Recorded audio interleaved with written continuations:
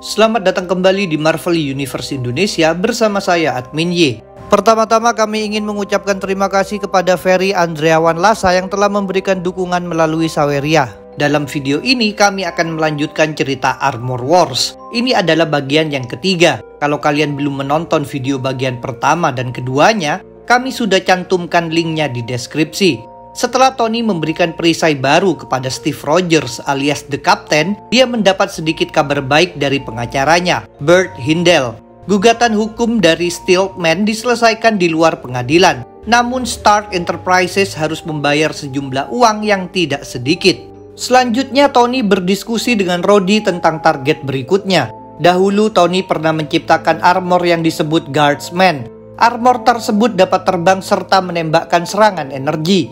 Ketika Obadiah Stane merebut perusahaan Stark, Stane memperbanyak Guardsman dan menjualnya kepada pemerintah. Kini para Guardsman yang berjumlah 41 bertugas di The Vault, yaitu penjara di Pegunungan Rocky yang mengurung para penjahat super. Karena situasi ini mirip seperti kejadian Mandroid, Tony hendak menerapkan rencana serupa. Kali ini dia akan mendatangi Vault dengan kedok berupa analisis keamanan. Sayangnya, ada sesuatu yang mengacaukan rencana tersebut. Setelah Tony bersama Rhodey memasuki kawasan Rocky, mereka mengobrol di sebuah restoran. Di tengah obrolan santai ini, Tony menyadari ada orang yang sedang mengawasi mereka. Orang tersebut ternyata adalah Steve Rogers. Sebelumnya, Steve telah berbicara dengan West Coast Avengers, lalu dengan Nick Fury. Karena itu, Steve mampu menyimpulkan bahwa Tony pasti bakal mengincar Guardsman. Tony berupaya meminta Steve untuk tidak menghalanginya. Namun Steve tak mau patuh. Menurutnya, Guardsman memegang peranan penting dalam melindungi masyarakat dari para tahanan super. Akibat sikap Steve ini, Tony terpaksa membatalkan rencana awalnya dan harus memikirkan strategi yang berbeda. Dia kembali ke gedung Stark Enterprises bersama Rhodey. Di sana Tony memeriksa denah The Vault yang diambil dari database Avengers. Tiba-tiba dia terpikir suatu ide yang terinspirasi oleh cerita kuda Troya dari mitologi Yunani. Berdasarkan ide ini, Rhodey berpura-pura menjadi Electro alias Max Dillon. Dia mengenakan kostum Electro serta mewarnai sebagian wajahnya supaya tampak seperti Max. Selain itu, Rhodey diberi alat khusus oleh Tony yang bisa mengeluarkan listrik. Dengan segala penyamaran tersebut, Rhodey berbuat keonaran di dekat kawasan The Vault. Aksi ini tentu memicu kemunculan Guardsman. Para Guardsman mengangkat bagian jalanan untuk membatasi pergerakan Rhodey, lalu melumpuhkannya menggunakan jaring non-konduktif. Dengan begitu, Rhodey pun bisa dibawa ke The Vault dan dikurung. Setelah ditinggalkan para penjaga, Rhodey melepaskan penyamaran elektro dan mengendap-endap keluar dari selnya. Jeruji pada sel tersebut memang dirancang untuk mengurung Max Dillon, sehingga dapat dilewati dengan mudah oleh orang biasa. Rhodey kemudian memasuki ruang generator dan mematikan pelindung jalur ventilasi. Sementara itu di luar, Iron Man telah menunggu di dekat gua, yang sekaligus merupakan ujung ventilasi. Ketika pertahanan di sana telah dimatikan, Tony bergegas terbang masuk. Tidak lupa dia juga membawa kantung berisi banyak Negator Pack. Tanpa dia sadari, sebenarnya ada yang sedang membuntutinya, yaitu Steve Rogers. Setelah berada di dalam The Vault, Tony menemui Rhodey dan memberikan sebagian Negator Pack. Tony lalu mengotak-atik mesin di sana supaya mengeluarkan gas PC2 yang bisa menyebabkan orang pingsan. Gas ini sendiri dijadikan bagian dari sistem keamanan The Vault untuk mengantisipasi seandainya ada serbuan ke sana. Dengan gas PC2, diharapkan para petugas tidak akan bisa mengganggu tindakan Tony. Sedangkan Rhodey mengenakan masker gas supaya tidak terpengaruh. Efek gas ini terhadap para petugas terlihat oleh Steve Rogers begitu dia masuk. Dia sadar bahwa itu pasti gas PC2. Sambil menahan nafas, dia pun bergegas mencari masker gas. Sementara itu, Rhodey memasuki ruangan locker Guardsman. Di situ ada sebagian armor Guardsman yang sedang diisi tenaga. Rhodey langsung saja menempelkan Negator Pack pada semua armor tersebut satu persatu. Akan tetapi, ketika sedang menghampiri armor Guardsman terakhir di sana, terjadi sesuatu yang mengejutkan. Armor tersebut justru bergerak menodongnya dan berbicara. Ternyata armor yang ini tidaklah kosong. Situasi ini membuat Rhodey harus berpikir cepat. Dia memutuskan untuk menembak generator pengisi tenaga untuk mengalihkan perhatian.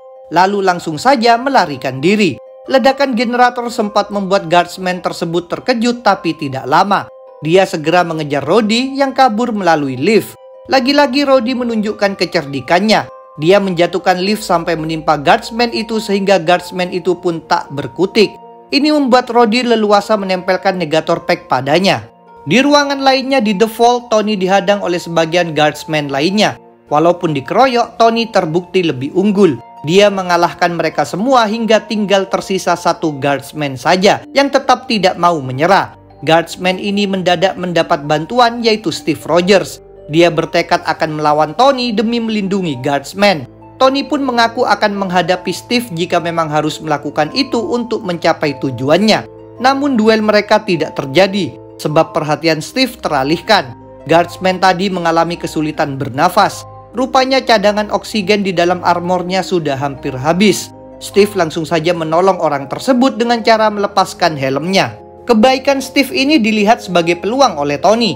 Tanpa menunggu lama, Tony mendekati Steve dan menyetrumnya, sehingga dia tak berdaya tapi masih tersadar. Setelah itu, Tony menempelkan negator pack pada guardsman. Ketika melakukan ini, dia sempat bertatapan dengan Steve. Mereka tidak berbicara sepatah kata pun. Meskipun begitu, pada momen tersebut Tony tahu bahwa persahabatan mereka berdua yang sudah terjalin sangat lama kini telah rusak. Dengan diatasinya semua guardsman, Tony beranjak pergi. Dia bertemu dengan Rhodey yang menjelaskan bahwa sisa armor guardsman lainnya juga telah dilumpuhkan. Saat itu Rhodey sempat melihat Steve sehingga jelas merasa kaget sekaligus penasaran. Kepada Rhodey, Tony bilang dia tidak mau membicarakan tentang itu. Akibat tindakannya terhadap Steve Rogers, Tony harus berbicara dengan tim West Coast Avengers. Kesabaran mereka semakin menipis. Karena Iron Man adalah bagian dari West Coast Avengers, tim ini ikut terkena dampak dari aksi Iron Man, maka sekarang Hawkeye menuntut Tony membeberkan segalanya. Akhirnya Tony bersedia menceritakan tentang pencurian teknologinya. Dia juga mengaku sengaja merahasiakan ini dari rekan-rekan timnya, sebab tak mau mereka ikut terlibat. Dia takut mereka akan ikut terkena masalah kalau membantunya. Setelah mendengarnya, Hawkeye menegaskan bahwa perbuatan Tony bisa merusak nama baik tim. Hawkeye pun memerintahkan Tony menghentikan misi pribadinya itu. Tony tidak menjawab sama sekali, melainkan memilih memakai helmnya lalu terbang pergi. Di Moskow, dua sosok berarmor bersama-sama menemui pejabat KGB. Kedua sosok ini adalah Crimson Dynamo alias Dmitry Bukharin, serta Titanium Man alias Gremlin. Kepada mereka, KGB menjelaskan tentang Iron Man yang melancarkan penyerangan terhadap orang-orang berarmor. Titanium Man dan Crimson Dynamo pasti menjadi sasarannya juga. Jadi cepat atau lambat Iron Man akan datang ke Rusia. Kedua armor tersebut memang ditambahi teknologi curian Tony. Kini KGB ingin memastikan kesiapan mereka berdua dalam menghadapi kedatangan Iron Man. Crimson Dynamo memiliki sikap patriotisme yang tinggi. Tanpa ragu dia menegaskan siap melindungi Rusia. Sebaliknya Gremlin justru menolak membantu.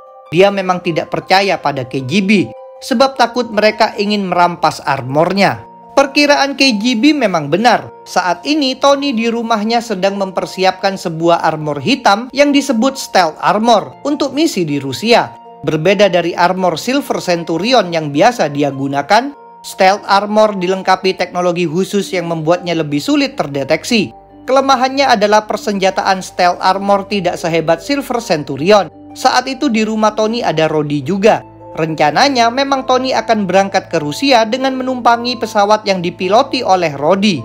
Tanpa Rhodey ketahui itu bukanlah rencana yang sebenarnya. Ketika Rhodey sedang menyiapkan pesawat, Tony mengenakan Stealth Armor dan mengambil roket. Lalu dia terbang sendirian menuju Rusia. Dia memang tak mau membahayakan Rhodey dalam misi ini. Ketika Rhodey melihat kepergian Tony, dia tentu merasa kaget tapi mengerti dengan sikap tersebut. Dia hanya bisa berharap Tony akan tetap baik-baik saja. Setelah melalui perjalanan jauh dari Amerika, Tony tiba di Siberia dan menjatuhkan roketnya. Dia berlanjut mencari Titanium Man. Lokasi pertama yang didatanginya adalah Bitterfrost, yang pernah dijadikan markas oleh Gremlin. Perkiraan Tony terbukti benar. Di daratan, Bitterfrost memang telah menjadi puing-puing. Namun di bawahnya, Gremlin memiliki bunker sebagai markas rahasia. Saat ini Gremlin sendiri sedang merasa percaya diri. Dia yakin akan bisa aman dari Iron Man maupun KGB. Tempat persembunyiannya memang dilengkapi sistem persenjataan yang akan secara otomatis menembak apabila ada yang mendekat. Rasa percaya diri ini berubah menjadi keterkejutan saat Tony mendadak menerobos markas tersebut. Gremlin jelas kebingungan bagaimana Iron Man bisa muncul tanpa terdeteksi oleh perlengkapannya. Meskipun begitu, Gremlin masih cukup sigap dan langsung berusaha menembaki Tony. Karena armornya tidak terlalu kuat, Tony terpaksa bergerak menghindar. Pada saat yang sama, Crimson Dynamo sedang terbang mendekati markas Gremlin. Tanpa diketahui oleh Gremlin, sebenarnya KGB telah memasang alat penyadap pada armor Titanium Man. Jadi mereka bisa mendengarkan suara di dalam markas tersebut. Begitu tahu bahwa Iron Man telah tiba, KGB langsung memerintahkan Crimson Dynamo bergerak. Crimson Dynamo ditugaskan menunggu sampai salah satu di antara Gremlin atau Iron Man takluk. Lalu Crimson Dynamo harus melumpuhkan orang yang masih bertahan. Dengan cara tersebut, KGB berharap bisa mengatasi dua musuh dengan mudah. Walaupun begitu, kenyataannya tidak sesuai harapan KGB. Mereka tidak mengetahui tentang sistem pertahanan Bitterfrost. Akibatnya, Crimson Dynamo ditembaki ketika sedang terbang. Dia terjatuh tapi masih selamat. Kejadian tersebut ditampilkan pula di dalam Bitterfrost dan sempat mengalihkan fokus Tony. Ini memberi kesempatan bagi Gremlin untuk masuk ke dalam Titanium Man. Tony tentu berupaya mencegahnya namun terlambat. Tembakannya ditahan oleh armor tersebut dan tidak terlalu berpengaruh, sebab repulsor stealth armor memang tidak terlalu kuat. Ini membuat Tony harus memikirkan strategi lainnya, maka dia memutuskan terbang keluar. Gremlin menyadari Iron Man pasti sedang memancingnya agar terkena tembakan dari sistem pertahanan markasnya sendiri. Jadi Gremlin terlebih dulu mematikan pertahanan tersebut. Di luar, Tony menjalani duel melawan Crimson Dynamo yang sedang lebih lemah akibat ditembaki tadi. Tony tidak menyia-nyiakan peluang ini. Dia bertarung dengan cerdik sampai berhasil mengalahkan Crimson Dynamo dan menempelkan Negator Pack. Dengan begini, sasaran Tony di Rusia tinggal tersisa Titanium Man saja yang saat itu sudah keluar. Kali ini Tony mengubah warna armornya menjadi putih sehingga Gremlin semakin sulit menemukannya. Berkat kamuflase tersebut, Tony mampu menembakkan serangan tak terduga yang sukses menjatuhkan Gremlin. Karena menganggap Gremlin sudah takluk, Tony mulai bergerak mendekatinya dan hendak menempelkan Negator Pack. Namun perkiraan Tony rupanya keliru. Gremlin justru merusak benda tersebut. Padahal Tony hanya membawa 2 Negator Pack saja, sebab memang tak bisa mengangkut banyak barang. Situasi ini membuat Tony berniat melarikan diri. Tentu saja Gremlin tidak membiarkannya. Duel mereka berlanjut lagi sampai Gremlin mengeluarkan sinar statis yang membuat Iron Man tak bisa bergerak sama sekali. Gremlin lalu mencengkram Iron Man dari belakang dan hendak meremukkan tubuh Tony. Ini jelas situasi yang amat berbahaya bagi Tony. Supaya dapat membebaskan diri, Tony memfokuskan energi Iron Man pada jet bagian kakinya. Ujung-ujungnya Tony terbebas melalui suatu kejadian di luar dugaannya. Panas dari kaki Iron Man mulai membakar armor Titanium Man. Gremlin tidak mampu menghentikan kebakaran tersebut.